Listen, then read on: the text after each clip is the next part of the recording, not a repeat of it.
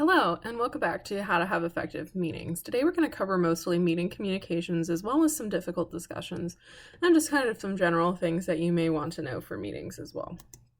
So today's session, we're going to be talking about sending meeting notices, agendas, minutes, difficult discussions, and how to pick which meetings to attend, which is probably the reason most of you are here. So sending a meeting notice can be really tricky. Again, last session, we talked about who to invite to your meeting. So in the to box, when you're sending your meeting notice, that's going to be your key stakeholders, and your technical input. These are the people you directly want at the table. Now, CC is used for people who need to know what's happening at the meeting, but don't necessarily need to be there. This is a great way to tell yourself if you need to be at a meeting where you CC'd or was it directly sent to you. BCC you never typically use because it's kind of rude to blind carbon copy, unless it's a large-scale meeting such as an all-hands where you don't necessarily need to know who all is going to be there because it's expected that everybody's going to be there. So in the subject line, the best way to put this is to have your meeting title. This can be as simple as, meeting to discuss progress update, the date and the time. This way it's easy to find in your mailbox. And then you want to put in your basically subject, your text box of what the meeting is going to be about. You want to agree everybody as well, just, it's a formality, but it's nice. And then I like to put it as a bullet point format where you have your goal, your presenters, and your topics. And those are really the three things that you need to hit on, because if you don't have a goal for your meeting, it really hits you at a point where a lot of people aren't really sure why they need to be there.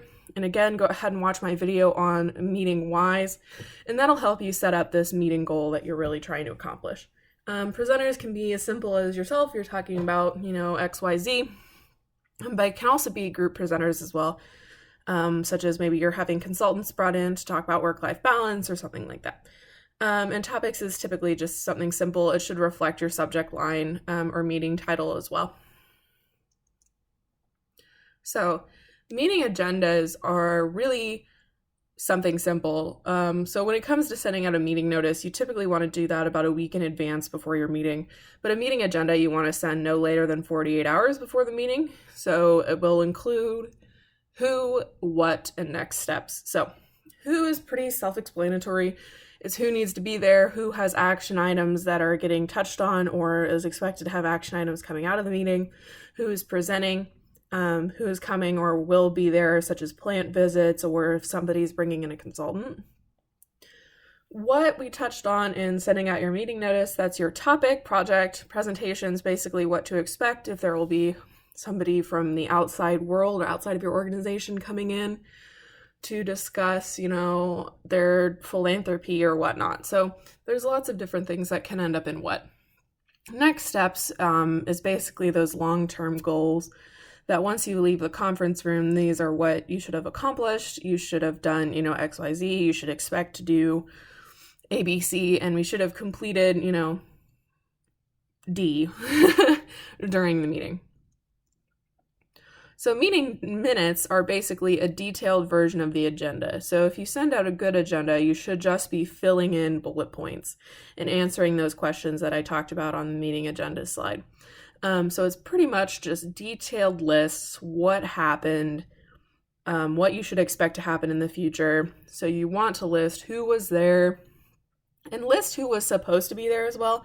It's not calling them out. It's just saying that you lacked the input of such and such a person and you wanted them to be there because of their input. So never be afraid to say, we wanted Tom to be there and Tom couldn't make it, that's fine. It's not calling Tom out for missing the meeting. Maybe he had something big to do instead. You want to talk about what happened, obviously, at the meeting. This is what you kind of expect. Now, meeting minutes don't have to be your Robert's Rules of Order meeting minutes. They can be very simple. It can be a simple one page of what really went down in the meeting kind of thing. So you want to cover what happened, what was discussed in detail. And this doesn't mean like tight paragraphs as people are talking. This is just like a rough outline. Hit the highlights, hit the big points that people made. You also want to cover what you accomplished during the meeting. This can be as simple as saying, we had to schedule another meeting with different key stakeholders to discuss where the project is going long term. And then you also want to address, did you assign action items or deadlines? And did you really accomplish the goal of the meeting? And if not, why? Was there a fire drill? Did you have an issue pop up? Did, 4 out of 6 of your meeting attendants not be able to make it, etc. So meeting minutes present like the broader picture, and you'll send these to everybody who got the meeting notice, the people who were immediately sent to, and the people who were CC'd on the meeting notice. So now that we've covered general communications when it comes to meetings, let's cover the difficult conversations that you've probably had to have around meetings, including when it comes to how do you really talk to the problem children that I discussed in my Who webinar portion on who is attending the meetings. So there is a difficult conversation approach, and I apologize, that circle is supposed to be over my text. So don't be afraid to have conversations about the tough stuff. It often needs to be said. Go into difficult discussions with a cool head. You want to be level-headed. Sometimes it can be as simple as taking the day off, not of work, but of having a discussion and going back into it. So, and then approach a person where they feel comfortable. And then this circle actually is supposed to go over this text. Suggest an activity. I find this to be most effective. So hey, let's take a walk over lunch. I want to discuss XYZ. And saying you want to discuss XYZ is really how you avoid the so-and-so to the principal's office feeling. If you give them a reason for attending your walk over lunch or attending your meeting or sitting down with your one-on-one, you're going to make them a lot more comfortable. I know personally I have anxiety with saying situations like this where somebody's like, I want to see you this afternoon.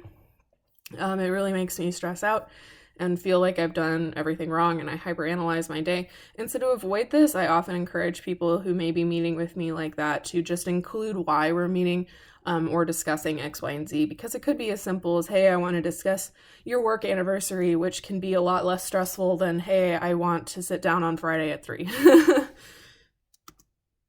So when it comes to problem solving, the best way to do this is the hamburger method. Now, there are a lot of ways to solve discussion problems.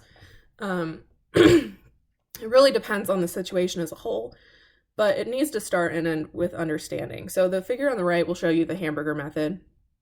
And this is simple as a positive comment, addressing the negative situation, and then ending with a positive comment. So you could be addressing Sally, who maybe had a really inappropriate comment during the meeting. It's like, hey, Sally, I really appreciate the work you're doing. I love that you're always on time for the meetings.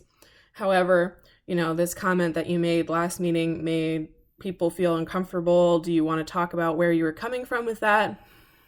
And then you have the conversation. And then you say, thank you so much again for attending. I really appreciate your commitment to the team. So now that you've had a positive, the negative, and the positive, you're less likely to end up in a situation that could involve HR or a person potentially leaving the position. And so the positive, negative, positive situation is where you can have a difficult conversation with difficult people and still have a working relationship afterwards. It's all psychological, and it's very important that you go through with the positive, negative, positive situation, because that is how you avoid a lot of hurt feelings in the long run. So obviously, you've tried to have a difficult conversation in the past. There are some times that you can't tackle the difficult conversation. There are lots of situations in which you have to take it to the next level, meaning involving somebody above you, maybe involving HR or Title IX or whatever situation you're in. Somebody else needs to know about the situation. But the question is, how do you judge when you have to take it to the next level? And there's really a couple of ways to judge that. If the person is unresponsive, if you've had this discussion and nothing changes, or they just don't care, you get the eye rolls and things like that, or maybe they're hostile during the meeting and get really angry and defensive, or if their plan of action is very disrespectful, maybe they don't want to apologize, or their apology is passive-aggressive. So those are when you really want to take it to somebody above yourself. Now, the important thing to remember in this isn't your failure when you have to take it to the next level of a difficult conversation. It is unreceptiveness that causes this, not your delivery. So no matter how you've chosen to have this difficult discussion, if you've done it with poise and understanding, It is not your fault if this person is unresponsive or if you feel you have to take it to the next level or disciplinary action is needed. This is not something that should keep you up at night. You need to understand that unresponsiveness you cannot control. It is not your delivery. It is, in fact, their failure for embracing the constructive criticism and the difficult conversation you've been forced to have. So, now to pick something a little lighter, how to pick your meetings. Okay, so this is super important. I know myself, I have had 3 meetings for my 8:30 time slot, and it is just so stressful to try to pick which seems important. So we'll actually go through some fun interactive exercises. Hopefully you follow along. But we're going to go over the 30-30-30-10 rule for how you want to pick which meetings you're supposed to be in. So this is really exciting. So buckle up and let's get into it. So the 30-30-30-10 rule is basically the understanding that 30% of your meetings, you are a key stakeholder. This can be you're running the meeting, you are in charge of the meeting, you are presenting at the meeting, maybe you sent out the notice for it. So these are where you are like the most important person at the meeting. And if you have a job, chances are 30% of your meetings, you will be the key stakeholder, even if it's just a very small job. Even if you're a PA, not a physician's assistant, but a personal assistant, chances are you'll host meetings where you're the key stakeholder. The next 30% of your meetings, you're a stakeholder. This means you didn't send the meeting notice, you received it. You're still very important, but you're not necessarily the most important person. Okay, so we all understand. If you don't understand what a stakeholder versus a key stakeholder is, go ahead and go back and watch the Who section of the How to Have Effective Meetings, and that'll really clarify the difference between a key stakeholder and a stakeholder. The next 30%, you are the technical input. You're the expert. You are the person that's coming into the meeting to basically discuss or rebuttal situations. I like to think of this as like this is your engineering input, or maybe this is your HR input in a big, work-life balance seminar. So you're the person going to give your expertise and skill. The next 10% are just because you are part of an organization. This could be your all hands, this could be your chapter meetings. Just because you exist and you've chosen to make yourself part of this organization and culture, 10% of your meetings, unfortunately, will have to fall in those big bubble meetings.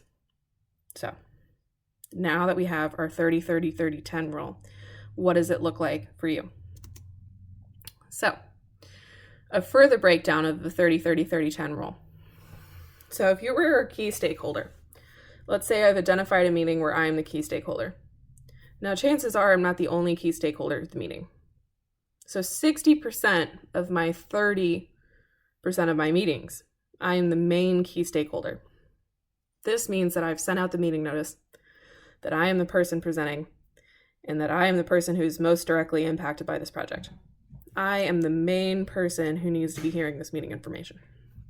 60% of the meetings that I attend, of the 30% of the meetings that I attend, I am the main key stakeholder. The rest of the situation is when I'm the assistant stakeholder. This means I may not have called the meeting, but maybe the person I work just directly with has called the meeting. Or, I'm in a situation where I'm not the only person that's directly impacted by the project. So 30% of the 30%, they are the assistant. Only 10% of the 30%, you are the backup key stakeholder. This means you didn't call the person, you're kind of a little bit removed from the project, but still impacted. So, and the trend kind of continues for stakeholders, technical input, and unknown. Now I'm going to focus on unknown, and we'll go back to stakeholder and technical input. If you do not know where you fall in the meeting, if you don't know why you're there, if you're not a technical input, if you're not a stakeholder, if you're not a key stakeholder, and you haven't identified as one of those obligations of just being part of an organization, you really don't need to be there. You notice how the column doesn't add up to 100%? That means you don't need to go, okay? So if you don't really know why you're there, don't go. That's as simple as that. So if you're the main person, if you think that the meeting sounds important and maybe is kind of related, but you're not really sure, go 30% of the time. And if you're like just kind of needing to fill time, which we all have done, it's a Friday at 2:00, you're like, I can slip out of work after this one. If I just go, then go. But that should only be 10% of the unknown meetings, okay? So keep in mind, this column doesn't add up to 100%, and that's designed that way because if you really don't know your purpose of going, you can either ask or you can just not go. Ta-da! And that'll solve a lot of your meeting problems. So if you're a stakeholder, the columns are kind of switched because obviously if you're a stakeholder, you're not going to be the main stakeholder, not mean stakeholder, main stakeholder. So, and if you think you're the main stakeholder, go back and watch my video on the difference between key stakeholder and stakeholder, and that'll help solve a lot of those problems. But if for some reason you think you're the main stakeholder, you should only be going to 30% of your 30% of your meetings. Your assistant is pretty much the fact that you're a stakeholder. Ta-da. So that's the rest pretty much, and then a backup stakeholder as well. So that column adds up to 100% because you should be attending the 30% of your meetings at 100%. So if you're a technical input, chances are you're the main technical input a lot of the time. So 90% of your 30% of your meetings should be main technical input. And if you're assistant technical input, there's the other 10%. Chances are you'll never be the backup technical input unless you're an intern, in which case then you're attending all the meetings anyway. So that's why it's at 0. I know this chart was confusing. Go ahead and ask questions down below, and I'll be happy to comment and answer questions, or go ahead and go back and watch my who section, and that'll kind of help clarify how to identify who you are.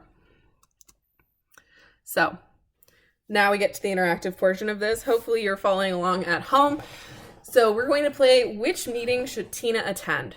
Her first option is a meeting about the new profit sharing program at her company. She receives a profit sharing check, so she thinks she should go. Her second meeting is a meeting about the project her team is working on. This is a weekly meeting. She is expected to hear news that could directly impact one of her customers. The third option is a meeting that Tina is expected to present at. She scheduled the meeting first, but the other meetings came up later. Okay, so give you like 5 seconds to think about which meeting should Tina attend. Insert the Jeopardy theme music here, but that's copyright, so we're not going to. So what about the first meeting? Okay, so she probably doesn't need to attend this first meeting. Why? Because she has more important meetings on the docket. The first meeting falls into the she's part of an organization section, so that should only be 10% of the meetings she's attending anyway. So ask for the meeting minutes. Chances are with a meeting like this, the meeting minutes will already be sent out. She can ask. They'll be probably sent out anyway, unless your organization is really whack, in which case then ask for the meeting minutes. Okay, so what about this last meeting? Okay, so reschedule the meeting. So chances are this weekly meeting that Tina has come up with has run into or got moved unexpectedly, potentially due to this profit sharing program meeting. Reschedule the meeting that Tina is expected to present at. She's obviously very important. She needs to be there. However, most of her team is going to likely be in the third meeting. So because most of the team is going to be in the third meeting, she probably needs to reschedule it anyway. Rescheduling the meeting is not a failure. It's just a time conflict. So yes, Tina should go to the second meeting. So it's about the team projects that they're working on. And if it's going to directly impact one of her customers, she absolutely needs to be there. This is not one of those that you should ask for meeting minutes. Tina needs to be going to her second meeting. So hopefully you got this right. And if not, it's okay. We have another example. All right, so now we're going to which meeting should Jordan attend? Da-da-da-da. So the first option for Jordan is meeting about key technical aspects of a new product design. Jordan is expected to give the results of a data correlation study they performed. Ooh, very exciting. The second meeting is a meeting about quarterly company updates. Jordan is expected to go to these meetings every fiscal quarter. Well, clearly that's also important. The last meeting is a one-on-one with manager to discuss an upcoming work anniversary. Jordan is expected to negotiate a raise for next year. Obviously, lots of important things. Jordan is a very important person. So, which meeting should Jordan attend? All right, so we're going to go ahead and do this a little simplified because chances are you did well on Tina's. So, on the first meeting. They should absolutely go to this meeting. Jordan is expected to give their results on their data correlation study. This is absolutely the most important thing out of any of these 3 meetings. The second meeting, Jordan should read the presentation slides later. Maybe not important. Chances are it's some really fun infographics, some really cool pie charts, and, overall, they should just read it later, but it's not necessarily important for the time that they're spending in the meeting where they're giving their data study. And the last meeting, reschedule the meeting. Chances are it's going to be a very positive meeting, and then Jordan has more time to think about and negotiate in his head or her head about what they really want to accomplish in their raise. Maybe they're asking for 5% and rather than 2%. And so having that additional time to really go in and do that research is going to be just as important as attending the data correlation study. And congratulations to Jordan on their work anniversary. So that was a lot of information. Hopefully you have enjoyed my webinar series. This is the last session in the webinar.